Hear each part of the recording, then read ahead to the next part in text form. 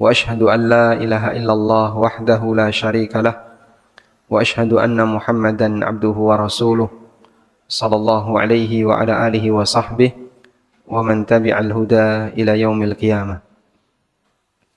Alhamdulillah, puji syukur kita haturkan kehadirat Allah Subhanahu wa taala. Pagi ini kembali kita lanjutkan kajian dengan membaca kitab Fadlul Islam. Kita akan membaca yang diberi judul Kebiasaan dan Budaya Jahiliyah. Qala Abul Abbas rahimahullah.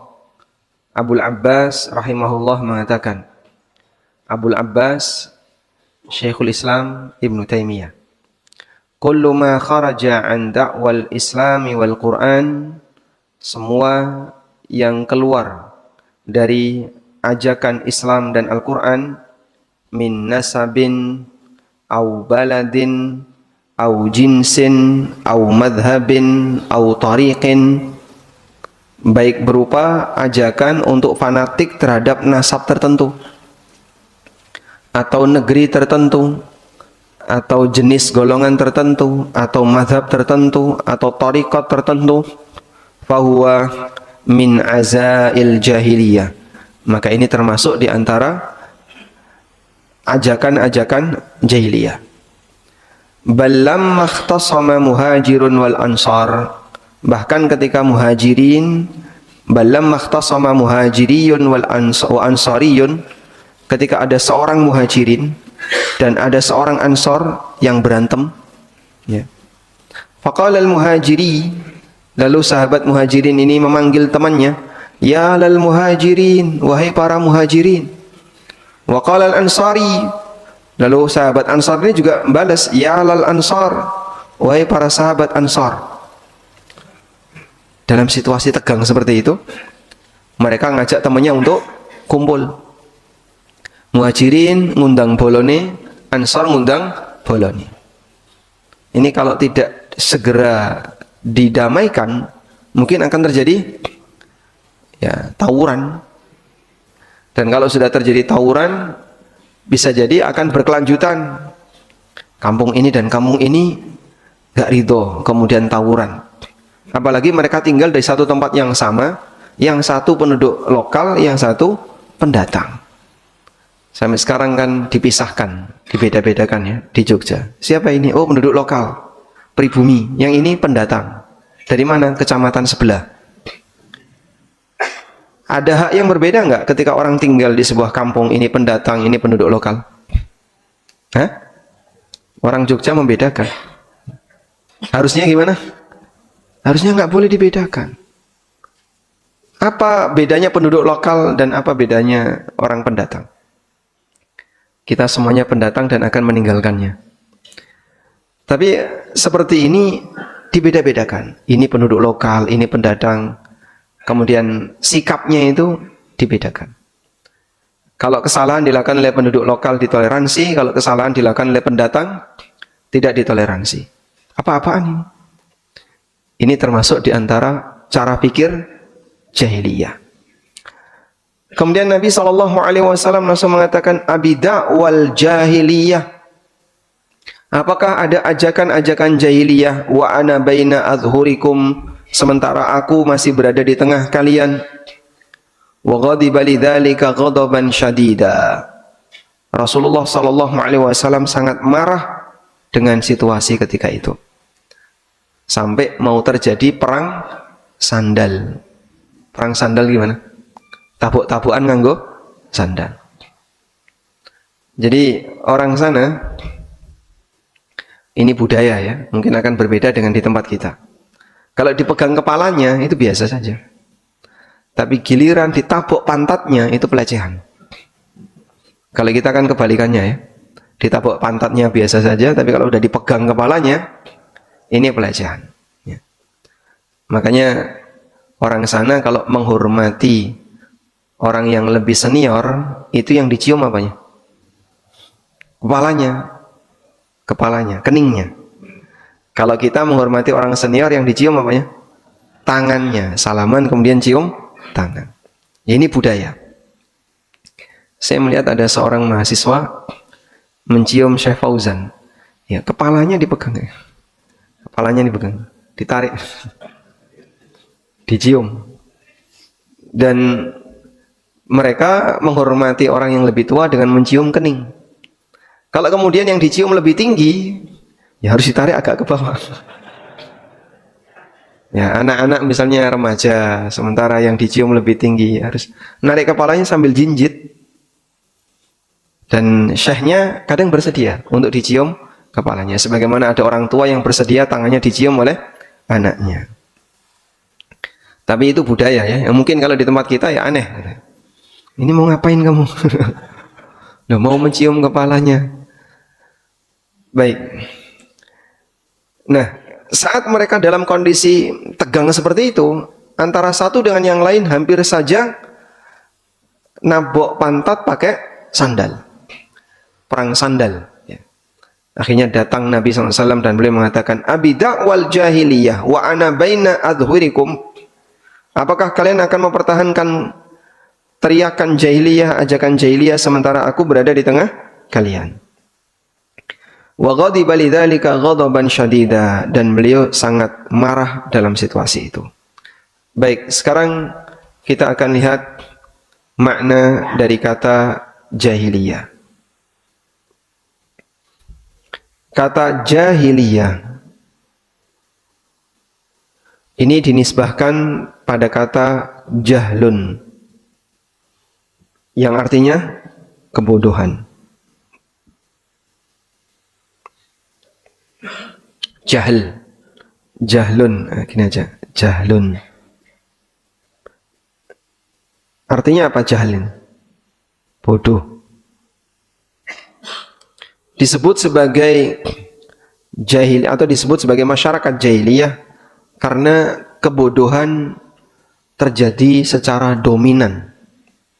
Kita lihat keterangan yang disampaikan oleh para ulama. An-Nawawi rahimahullah mengatakan, al-murad bil jahiliyah al-fatrah qabla al-Islam. Yang dimaksud dengan zaman jahiliyah adalah zaman fatrah sebelum datang Islam, sebelum Nabi SAW diutus. Wa qala Ibnul Athir, kata Ibnul Athir, hiya ay al-jahiliyah al-halul lati kanat 'alaiha al-Arab, kondisi yang pernah dialami oleh masyarakat Arab qabla al-Islam, sebelum Islam. Minal jahli billahi subhanahu wa ta'ala wa rasulihi sallallahu alaihi wasallam wa syara'i'id din wal mufakhara bil ansab wal kibr wat tajabbur wa ghairi dzalik. Yang dimaksud dengan jahiliyah adalah kondisi allati kanat 'alaiha al-Arab, yang dialami oleh masyarakat Arab sebelum datangnya Islam.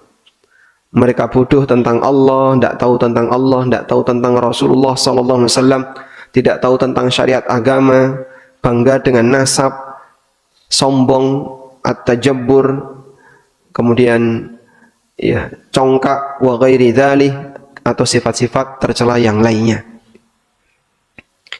Wa qala al-Qastalani, kata al-Qastalani, hiya zamanul fatrah qabla al-Islam. Jahiliyah adalah zaman ketika belum ada Rasul, zaman fatrah qabla al-Islam, yang muncul atau yang terjadi sebelum Islam datang. Wa summiya bidzalika likathratil jahalati fihi. Dinamakan zaman jahiliyah karena saking banyaknya praktek kebodohan yang terjadi ketika itu. Semua tindakan melanggar kebenaran adalah kebodohan. Semua perbuatan yang bertentangan dengan kebenaran, apa ini? Bodoh. Kebalikannya, semua perbuatan yang sesuai dengan kebenaran adalah kebalikan dari bodoh, berilmu. Karena itu, orang yang bertindak salah, baik dia tahu maupun tidak tahu, disebut sebagai orang yang bodoh. Karena bodoh itu bisa bodoh setelah dia tahu, dan ada bodoh dalam posisi dia tidak tahu.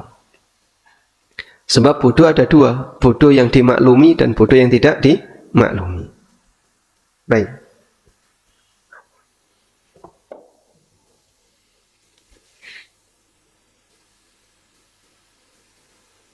Selanjutnya, berkaitan dengan kondisi ini, maka para ulama membagi jahiliyah menjadi dua. Jahiliyah ada dua. Pertama, jahiliyah yang sifatnya menyeluruh. Jahiliyah yang sifatnya menyeluruh, ini hanya terjadi sebelum zaman kenabian.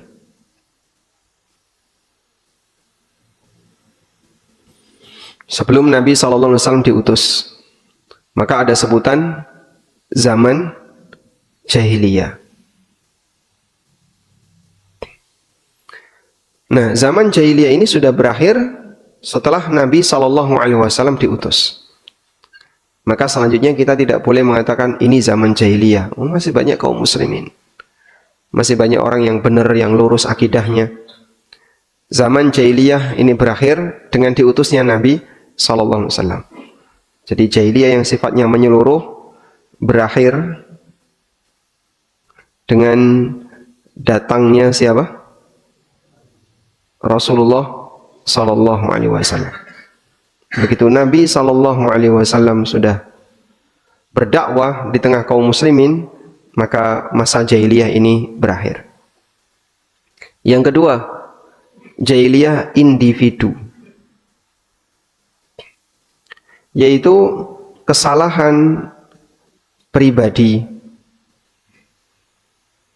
yang dialami oleh seseorang, kesalahan pribadi yang sesuai dengan budaya jahiliyah. Jadi misalnya ada orang yang melakukan kesalahan jahiliyah, maka kesalahan ini sifatnya pribadi dan bisa jadi masing-masing orang punya, namun kadarnya berbeda. Ada yang parah, ada yang ringan. Sebagaimana contoh berikut. Ada sahabat Abu Dzar, itu pernah mencela Bilal. Bilal ini mantan budak. Kemudian Abu Dzar menyebut, ketika mencela Bilal, beliau menyebut orang tuanya Bilal. Dasar keturunan budak. Maka Bilal merasa kecewa dengan kalimat ini, dilaporkan kepada Nabi Sallallahu Alaihi Wasallam. Coba kita lihat bagaimana pembelaan yang diberikan Nabi Sallallahu Alaihi Wasallam. Ketika ada celaan seperti itu, Rasulullah Sallallahu Alaihi Wasallam mengatakan, ini coba kita lihat di sini.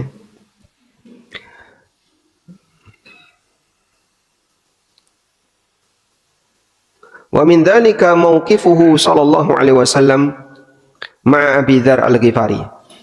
Di antara contoh yang pernah terjadi adalah sikap Nabi sallallahu alaihi wasallam kepada Abu Dzar Al-Ghifari, yang diriwayatkan oleh Bukhari dalam sahihnya.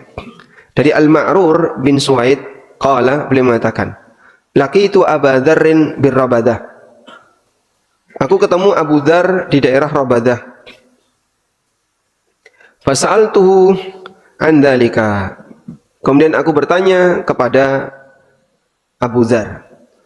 Faqala inni sababtu rajulan kana 'abdan fa'ayyartuhu bi ummihi. Aku pernah mencela seseorang yang beliau adalah seorang budak dan aku mencela dengan menyebut ibunya. Abu Dzar mengatakan, ya ibnu sauda, wahai anak orang hitam, atau ya ibnal ajamiyah, wahai orang asing bukan orang Arab. Faqala lin nabiyyu sallallahu alaihi wasallam. Kemudian Nabi sallallahu alaihi wasallam mengatakan kepada Abu Dzar, ya Abu Dzar, ayyartahu bi ummi? Wahai Abu Dzar, apakah kau akan mencela orang ini dengan menyebut nama ibunya? Lalu Nabi sallallahu alaihi wasallam mengatakan, innaka mru'un fika jahiliyah. Sesungguhnya engkau adalah orang yang dalam dirimu ada kebiasaan buruk jahiliyah. Sehingga sekelas sahabat Abu Dzar mengalami itu dan disebut oleh Nabi SAW sebagai orang yang melakukan praktek jahiliyah. Tapi jahiliyah yang sifatnya apa ini? Individu. Sehingga yang mengalaminya adalah kesalahan pribadi dan bukan kesalahan sosial. Ikhwanukum khawalukum, semua saudara kalian adalah keluarga kalian. Ja'alahumullahu tahta aidikum. Dan budak itu Allah Subhanahu wa taala jadikan di bawah kekuasaan kalian. Faman kana akhuhu tahta yadihi, siapa yang saudaranya yaitu budaknya ada di bawah kuasanya, falyut'imhu mimma ya'kul, hendaknya dia kasih makan sesuai dengan apa yang dia makan. Wal yulbishu mimma yalbas, hendaknya dia ngasih pakaian sesuai dengan apa yang dia pakai. Wala tukallifuhum ma yaghlibuhum, jangan membebani mereka dengan sesuatu yang tidak bisa mereka lakukan. Fa in kallaftumuhum fa'inuhum, kalau mereka diberi tugas, bantulah mereka untuk meringankan tugasnya. Baik. Sehingga di sini contoh akhlak mulia yang diajarkan Nabi SAW. Mencela ibu, mencela bapak, misalnya dasar anak dasar anak budak, dasar anaknya orang hitam, dasar keturunan hitam. Di sini kalimatnya ya ibnas sauda, wahai putra dari orang hitam. Bilal ketika itu kemudian emosi lapor kepada Nabi SAW.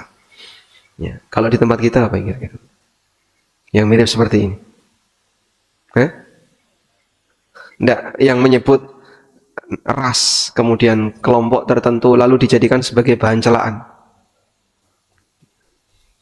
Oh, dasar Cina. Masuk, termasuk ya, termasuk. Sehingga apa salahnya mau orang Jawa, mau orang Cina, mau dasar bule, dasar Londo misalnya. Loh, apa salahnya? Dia mau dilahirkan dari keturunan A, keturunan B, keturunan C, itu tidak prestasi, bukan prestasi, karena itu sifatnya di luar pilihan manusia. Manusia nggak bisa milih kita mau jadi keturunan siapa. Baik, yang terjadi terkadang dendam sejarah itu masih melekat. Dendam sejarah. Sehingga dulu nenek moyangnya pernah mengalami ketegangan, peperangan, dan seterusnya. Akhirnya keturunannya ikut-ikutan. Jadi dendam sejarah. Baik. Antara Jawa dengan Sunda. Punya dendam sejarah Pak ya? Nah, pernah terjadi perang. Dulu, terutama Jawanya ini bukan semua Jawa ya. Jawa Timur. Dengan Sunda. Dan sebagian orang masih megangi ini, sehingga orang Sunda pantangan nikah dengan Jawa Timur. Jawa Timur juga pantangan nikah dengan orang Sunda. Saya punya teman kuliah ini, yang laki-lakinya Jawa Timur, yang perempuannya Sunda. Dulu sudah mau nikah, orang tuanya nggak setuju. Bapaknya keras banget ini yang Jawa Timur. Kita tidak boleh nikah dengan wanita Sunda. Yang Sunda, wallahu a'lam. Di Sunda tidak ada jalan Majapahit. Ada. Jalan Gajah Mada ada nggak? Nggak ada. Karena dendam sejarah. Kira-kira masih perlu dipertahankan nggak kayak gini? Nah, masih perlu dipertahankan nggak? Nggak ya? Sudahlah, lupakan saja. Karena kalau kita masih mempertahankan seperti ini, justru ini bertolak belakang dengan prinsip membangun kebaikan, kontraproduktif. Akhirnya ketegangan yang tidak ada selesainya. Sekarang alhamdulillah sudah mulai disadari. Kalau orang tua dulu, Masya Allah cukup serius. Tapi sekarang sudah mulai berkurang, sehingga ada yang membangun hubungan baik. Bapak tahu janda Pak? Jawa, Sunda. Nah ini gabungannya ya. Baik, tidak ada hubungannya. Selanjutnya, setelah kita paham bahwasanya jahiliyah itu bisa dialami oleh individu tertentu, maka terkadang ada orang melakukan kebiasaan buruk yang itu dialami oleh orang jahiliyah di masa silam. Sehingga bisa saja seorang muslim melakukan dosa dan kesalahan seperti yang dilakukan oleh orang jahiliyah. Sebagai contoh kemarin ya, memberontak pemerintah yang sah, memberontak pemerintah yang sah, disebut oleh Nabi Sallallahu Alaihi Wasallam sebagai tindakan jahiliyah. Waman kharaja minas sultani shibran, siapa yang keluar memberontak dari pemerintah yang sah walaupun sejengkal, famata, lalu dia mati, mata mitatan jahiliyah, maka dia mati dengan mati jahiliyah. Jadi ini kalau sampai mati disebut oleh Nabi SAW mata mitatan jahiliyah, dia mati sebagaimana mati seperti layaknya orang jahiliyah. Mati jahiliyah itu maksudnya mati dengan membawa kebiasaan buruk jahiliyah. Karena itu kita diperkenalkan, kenalilah budaya jahiliyah agar bisa kita hindari, agar dihindari. Ada sebuah perkataan yang pernah disampaikan oleh Umar bin Khattab radhiyallahu anhu. Coba kita bukakan keterangan Umar. Yanqudu ural islami urwatan urwatan. Idh nasha'a fil islami man la ya'rifil jahiliyah. Man la ya'rif al jahiliyah. Coba kita pakai. Nah, ini ada perkataan Umar ya.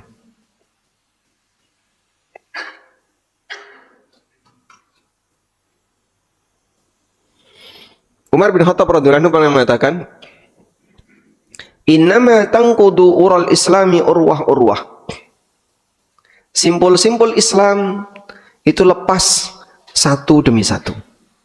Jadi Anda lihat seperti rantai. Rantai ini akan nyambung kalau semua unsurnya dia dalam kondisi tertutup. Umar bin Khattab radhiyallahu anhu mengatakan, "Innama tanqudu ural islami urwah urwah." Ikatan simpul Islam ini lepas satu demi satu, sehingga akhirnya tidak nyambung lagi. Idh nasha'a fil islami man la ya'rifil jahiliyah, ketika di dalam Islam ada orang yang tidak kenal budaya jahiliyah. Akhirnya dia melakukan budaya itu tanpa sadar. Karena ada sebagian orang kalau tidak kenal satu keburukan tertentu, maka dia melakukannya tanpa sadar. Ada ungkapan pepatah, "Araftu syarra la lisyarri walakin litawaqqihi wa man lam ya'rifi syarra minal khairi yaqa' fihi." Aku mengenali keburukan bukan untuk diamalkan, tapi dalam rangka dihindari. Karena siapa yang tidak tahu mana yang baik, mana yang buruk, bisa jadi dia terjerumus ke dalam keburukan. Nah, jadi kita perlu mengenali budaya jahiliyah untuk dihindari. Disinilah sebagian ulama membuat buku khusus mengumpulkan aneka budaya jahiliyah agar masyarakat mengenalinya. Di antara buku yang cukup terkenal, ya, saya kasih PR untuk jamaah. Setiap rumah buku ini harus ada. 100 kebiasaan jahiliyah.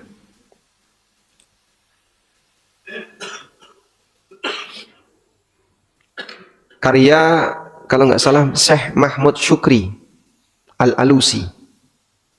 Syekh Mahmud Syukri Al-Alusi. 100 kebiasaan jahiliyah. Buku ini adalah syarah untuk kitab yang berjudul Masail Jahiliyah, karya Syekh Muhammad bin Sulaiman At-Tamimi. Ini versi terjemahan Indonesia. Semoga masih bisa didapatkan, karena buku ini katanya sempat sudah tidak naik cetak ya. Nah, kita perlu membaca seperti ini agar kenal, oh ternyata ini kebiasaan buruk dan kita pernah melakukannya. Biar tidak lagi berulang, maka seperti ini perlu kita kenali agar kita tidak melakukannya. Walhamdulillah. Baik. Selanjutnya kita beralih ke bab baru. Babun wujubud dukhul fil islami kullihi wa tarki ma siwa. Bab wajibnya untuk masuk ke dalam agama Islam secara keseluruhan dan meninggalkan ajaran selain Islam.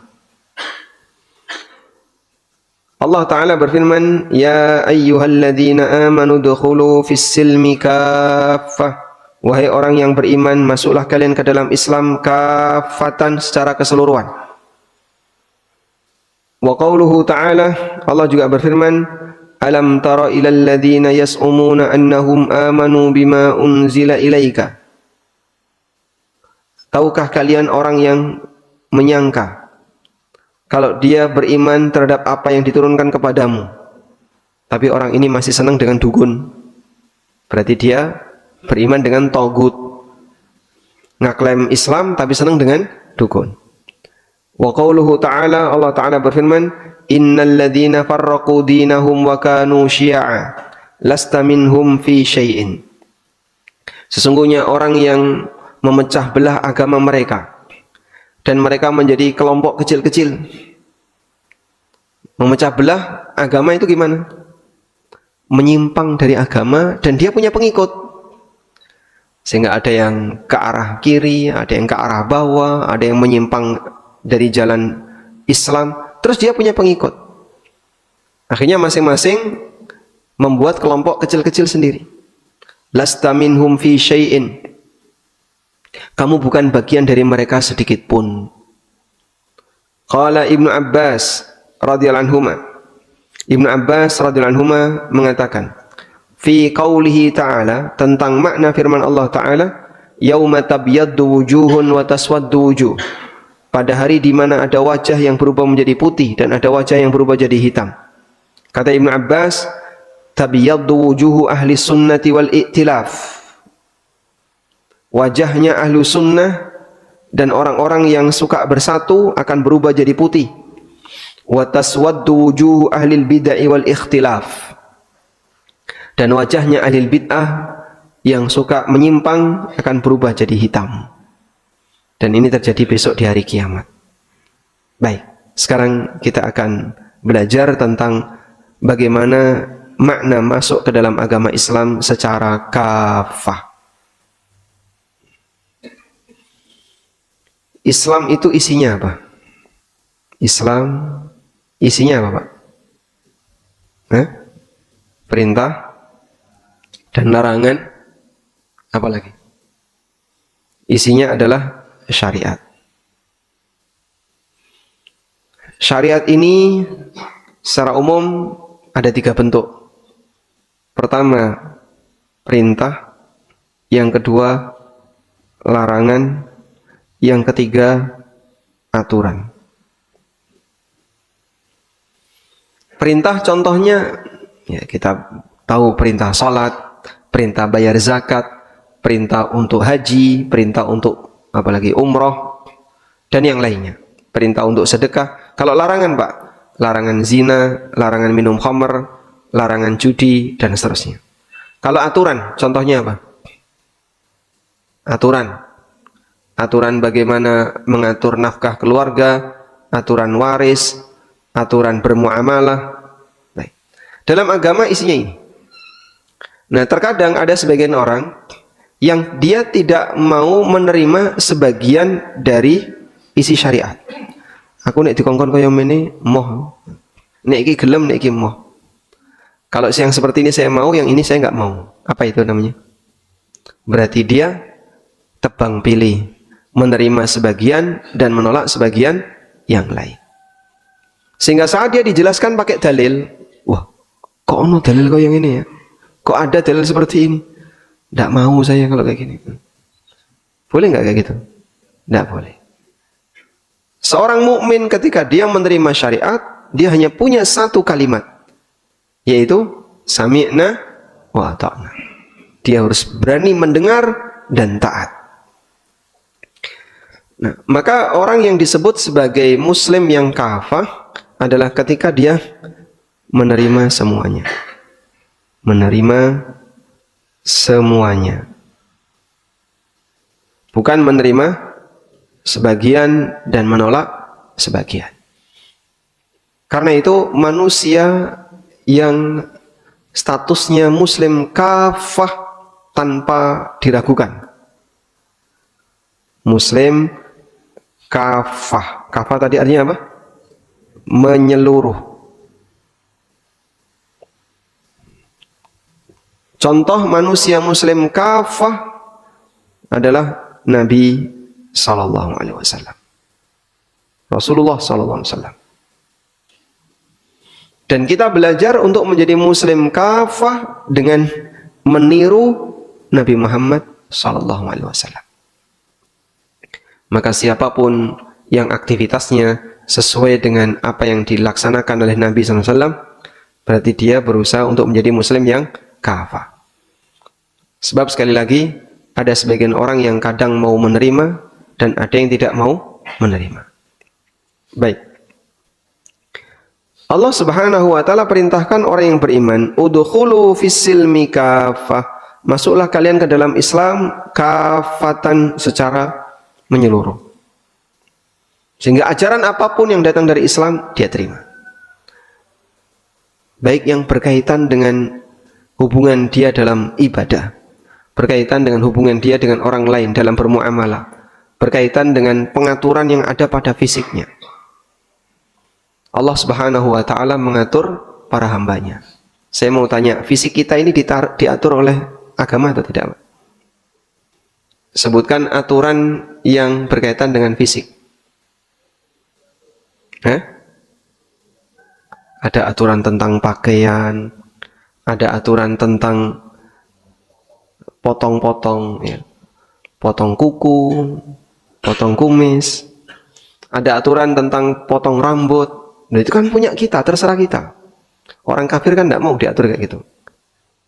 Sehingga mereka ini punya prinsip, masing-masing orang punya hak pribadi untuk memperlakukan badannya. Mana yang ditindik 10 di sini. Telinganya ditindik 10. Ada yang tindiknya ditaruh mana? Di hidung. Ada yang ditaruh di lidah. Ada yang ditaruh di bibir. Masya Allah. Dirusak wajahnya. Ada yang dikasih tato. Dan bagi mereka, ya yang penting orangnya senang dengan seperti itu, ya terserah dia. Orang lain tidak boleh dan tidak berhak untuk melarangnya. Kalau kita tidak. Ada aturan agama yang mengatur fisik. Fisikmu diatur oleh Allah. Nggak boleh ini, nggak boleh ini, nggak boleh ini. Tato boleh nggak, Pak? Nggak boleh. Apa hukum tato, Pak? Dosa besar. Tato itu dilaknat oleh Rasulullah Sallallahu Alaihi Wasallam. Dan sekarang jadi kebanggaan.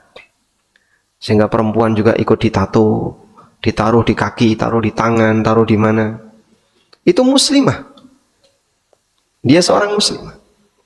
Yang laki-laki tato tangan itu kan sekarang sudah mulai banyak menjamur, ya. Tato di betis itu banyak menjamur. Pokoknya yang penting gimana dia bisa menampakkan tatonya. Ya. Alhamdulillah, di beberapa daerah yang jauh dari pengaruh budaya orang barat, seperti ini masih sedikit. Tapi di daerah yang budaya orang barat itu cukup dominan, seperti ini makin banyak. Ya, saya kalau boleh ambil contoh, di Bali itu orang yang bertato banyak sekali. Baik muslim maupun non-muslim. Ya, karena interaksi mereka. Sehingga lihat orang barat pakai tato, ikut-ikutan pakai tato. Dan kayaknya di Jogja juga cukup banyak. Karena turisnya banyak. Makanya kita ya kasih edukasi untuk anak keturunan kita. Jangan sampai ikut-ikutan budaya yang nggak benar seperti itu. Termasuk juga piercing, ya.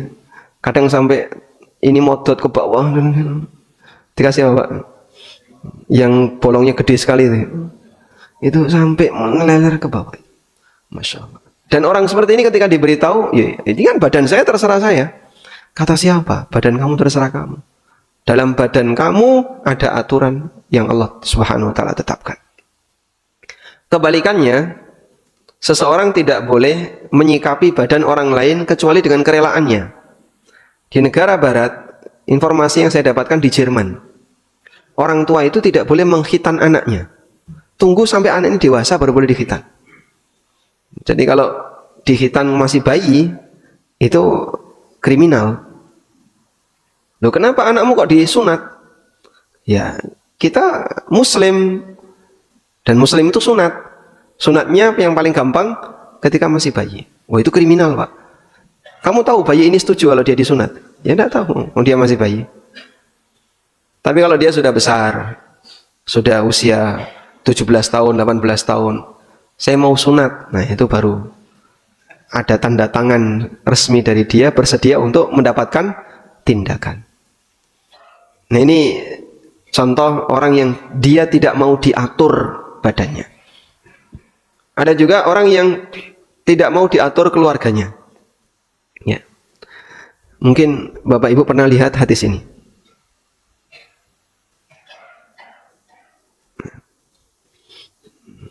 Ada hadis berikut ini. Hadis sahih riwayat Bukhari Muslim dari sahabat Abu Hurairah radhiyallahu anhu. Nabi sallallahu alaihi wasallam bersabda, "Idza da'a ahadukum ra'atahu ila firashi."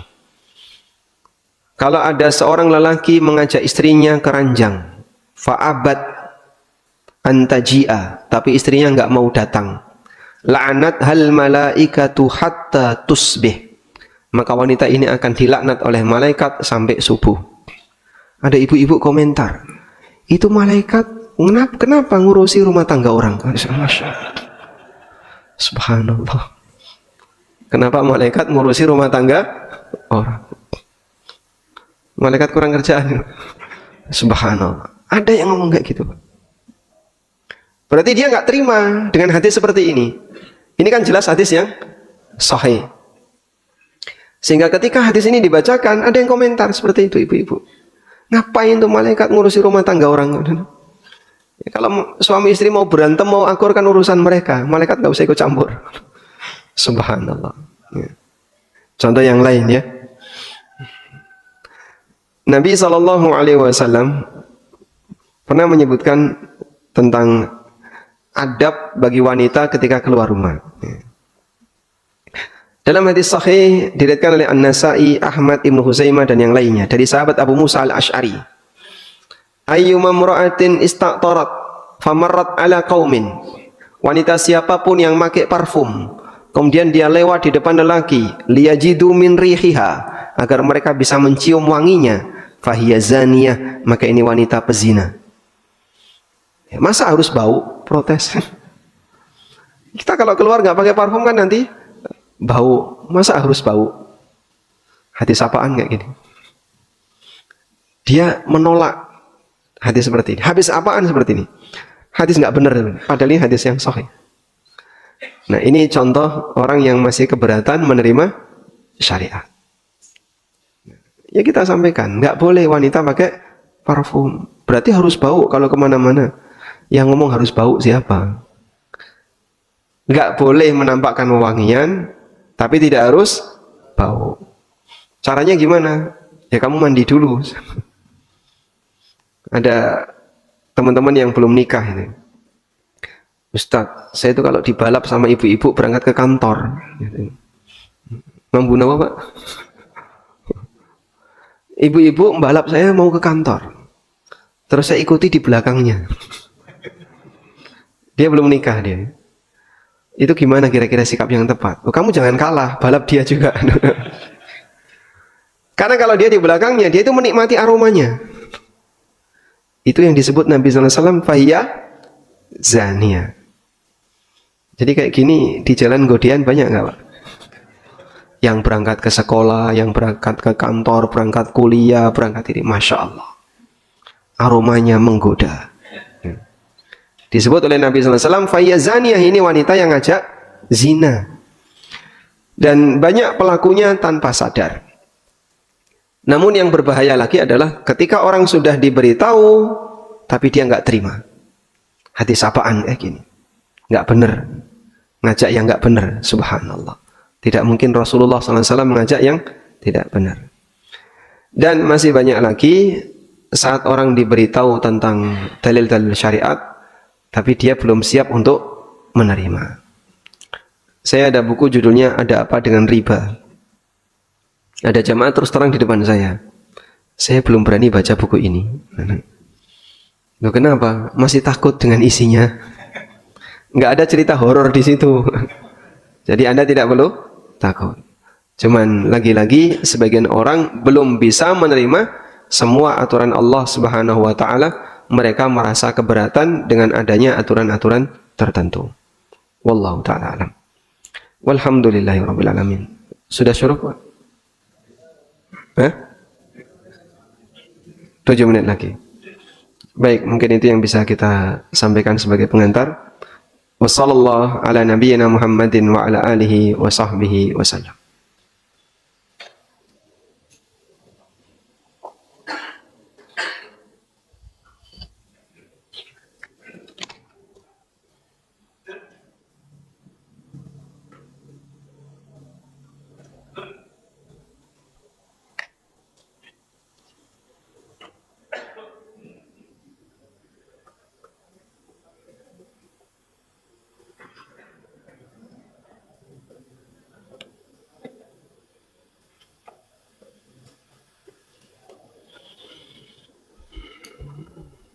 Ada pertanyaan? Assalamualaikum. Waalaikumsalam. Saya baru saja kehilangan barang yang berharga. Kebetulan ada kerabat yang datang. Tiba-tiba nelpon seseorang, dan orang yang ditelepon itu menjawab, kalau barang masih di rumah, di dalam lemari, apakah telepon ke seorang tersebut termasuk syirik? Ya, ini sama dengan konsultasi ke dukun.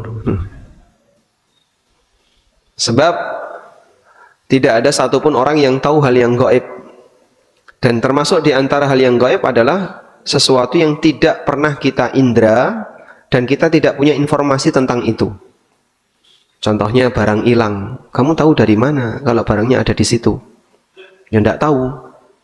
Terus kenapa kok kamu bisa ngomong kayak gitu? Ya aku cuma nebak-nebak saja. Salahnya kenapa kamu percaya? Dukun itu ada dua, Pak. Satu, dukun pembohong, dia hanya nebak-nebak saja. Dan kadang dari sekian banyak tebakannya itu benar. Akhirnya dipercaya orang. Walaupun yang benarnya cuma satu, salahnya ratusan. Yang kedua, dukun yang pakai bantuan jin.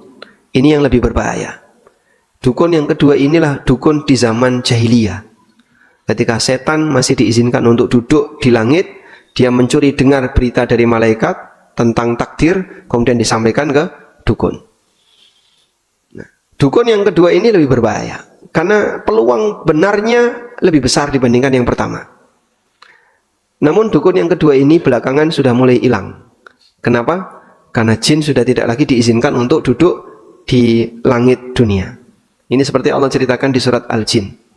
Wa kunna naq'udu minha maqa'ida lis-sama'. Faman yastami'il ana yajid lahu shihaban rasada. Dulu kami duduk di langit dunia untuk mencuri dengar. Sekarang siapa yang berani naik langsung dilempar dengan shihab, dengan bintang api rasadan yang selalu mengintai. Sehingga setan sudah tidak punya lagi kemampuan seperti itu. Maka dukun tidak lebih sakti dibandingkan dengan dukun di masa sekarang, tidak lebih sakti dibandingkan dukun di masa silam. Nah, sekarang dukun itu lebih banyak nebak-nebak, namun tidak punya landasan yang cukup kuat, sehingga bohong saja dominannya. Terus boleh nggak Pak nelpon dukun seperti ini?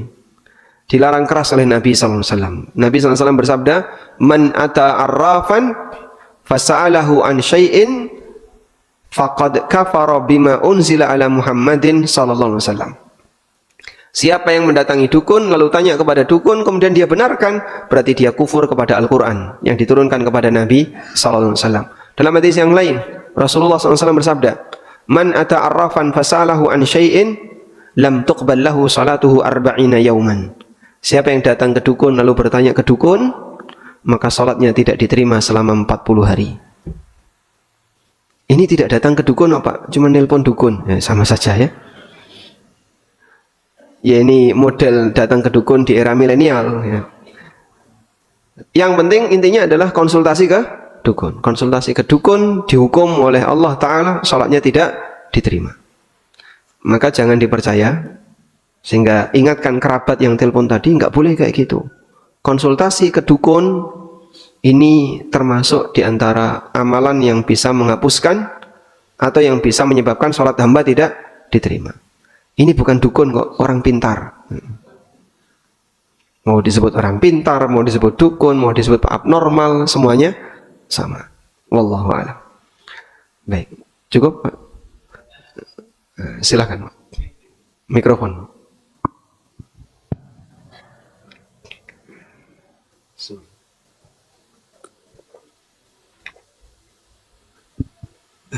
Assalamualaikum warahmatullahi wabarakatuh. Waalaikumsalam warahmatullahi wabarakatuh. Mohon izin bertanya Pak Ustadz, ada 2 pertanyaan. Yang pertama, bolehkah seorang muadzin menjadi imam sholat? Seorang muadzin menjadi imam sholat. Yang kedua, karena muadzinnya itu jadi imam sholat, siapa yang berhak untuk qomat? Yang ketiga, bagaimana hukumnya muadzin jadi imam sholat? Makruh atau haram? Apakah ada hadisnya yang menguatkan? Yang kedua, bolehkah sholat sunnah digabung? Misalkan sholat sunnah tahiyatul masjid digabung dengan sholat sunnah taubat atau dengan sholat sunnah hajat.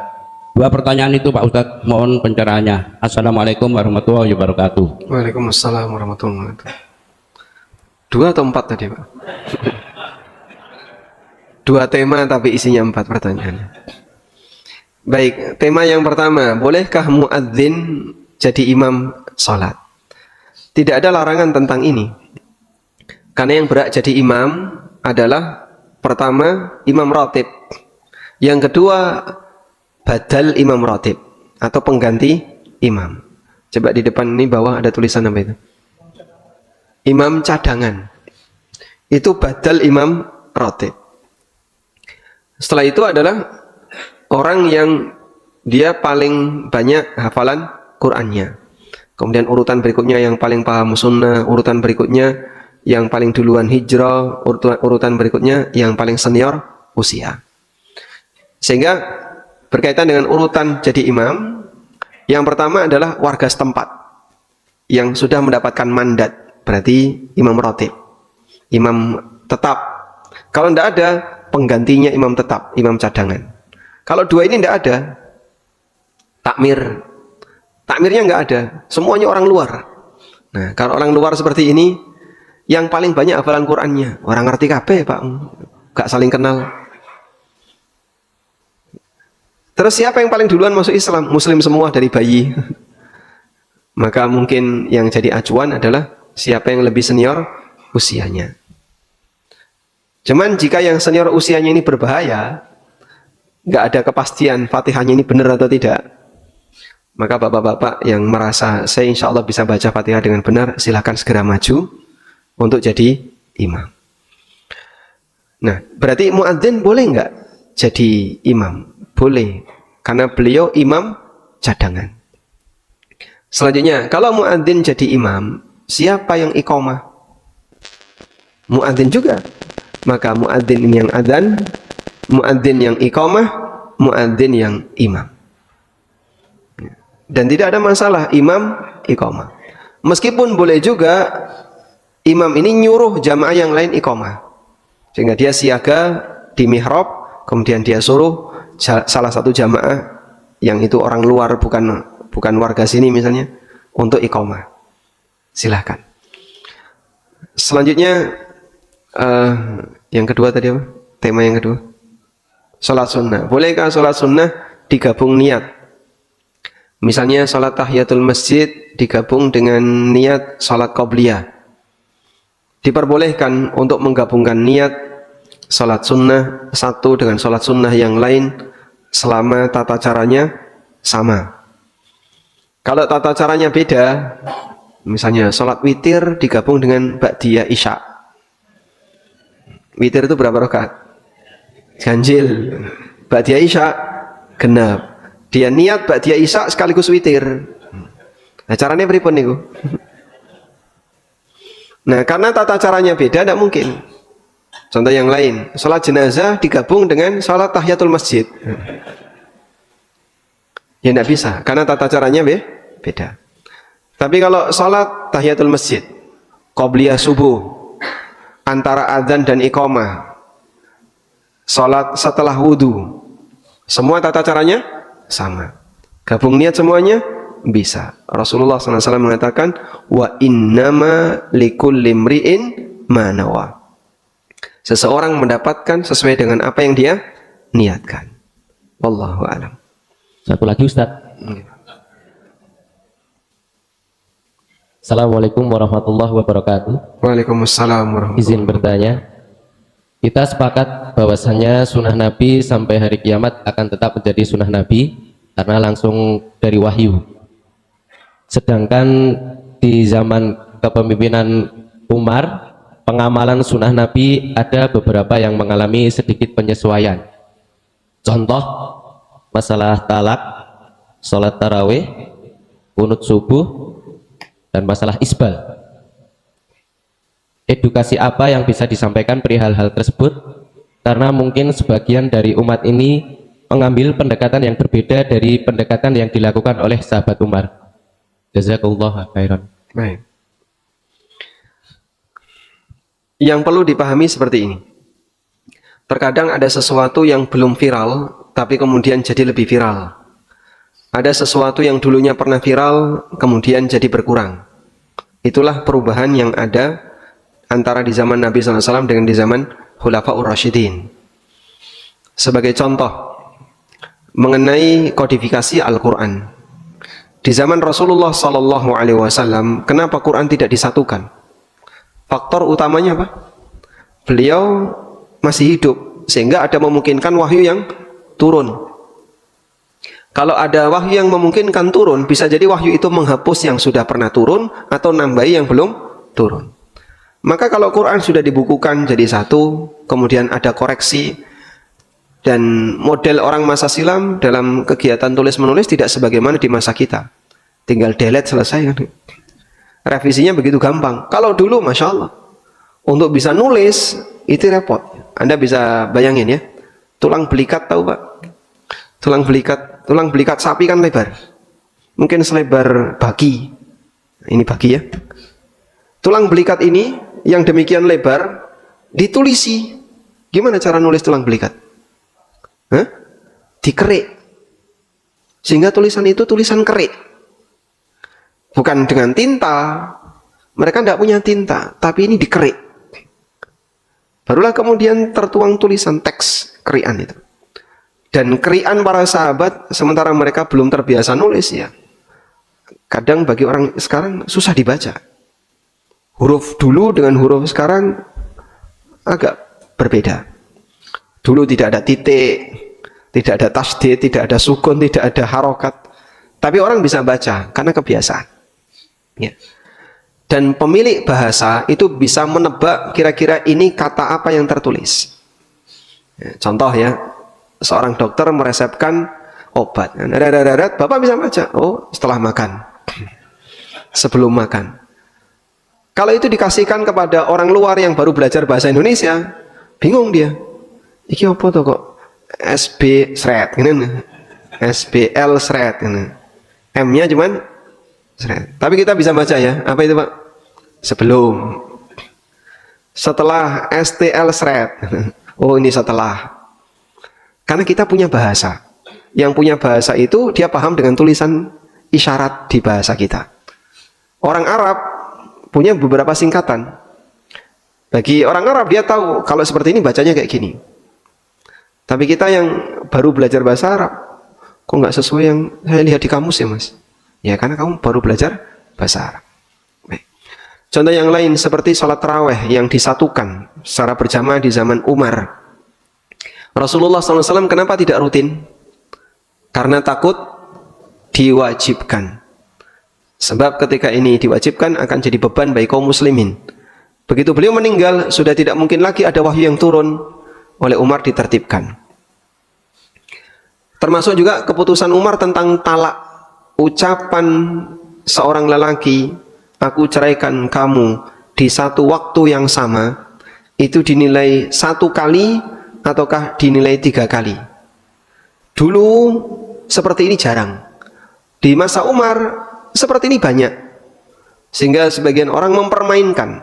Maka secara semangat di sini adalah ada orang yang mempermainkan, di mana dia merasa ini baru talak 1 kok. Akhirnya menggampangkan untuk mengatakan kalimat talak berkali-kali. Nah, biar ini tidak terjadi dan tidak berulang, maka beliau membuat keputusan siapa yang menceraikan 3 kali dalam 1 waktu dihitung 3 atas keputusan negara. Karena terkadang talak itu bisa sah dengan keputusan negara. Dulu di zaman Nabi SAW jarang kejadian seperti itu. Ini semakin banyak. Dan ternyata latar belakangnya adalah orang menggampangkan untuk mengucapkan kalimat-kalimat cerai. Dan lebih dari itu, sunnah khulafaur rasyidin itu beda dengan manusia biasa. Karena Rasulullah SAW mengatakan, alaikum bisunnati wa sunnatil khulafair rasyidin al-mahdiin. Sehingga beliau mendapatkan legalitas. Untuk khulafaur rasyidin mendapatkan legalitas. Seperti adzan 2 kali di zaman Utsman. Kemudian sholat tarawih yang rutin berjamaah setiap setelah Isya. Yang itu tidak ada di zaman Abu Bakar. Di zaman Nabi SAW cuma 3 kali. Dan itu pun malam hari. Tidak langsung setelah sholat Isya. Tapi karena ini sunnah khulafaur rasyidin, dia mendapatkan legalitas dari Nabi SAW, maka bisa dijadikan sebagai landasan. Nah, kalau orang di zaman sekarang, ya tidak bisa sekelas dengan sunnah khulafaur rasyidin. Wallahu ta'ala alam, wa sallallahu ala nabiyyina Muhammadin wa ala alihi wa sahbihi wa sallam, wa akhiru da'wana anil hamdulillahi rabbil alamin, wassalamu alaikum warahmatullahi wabarakatuh.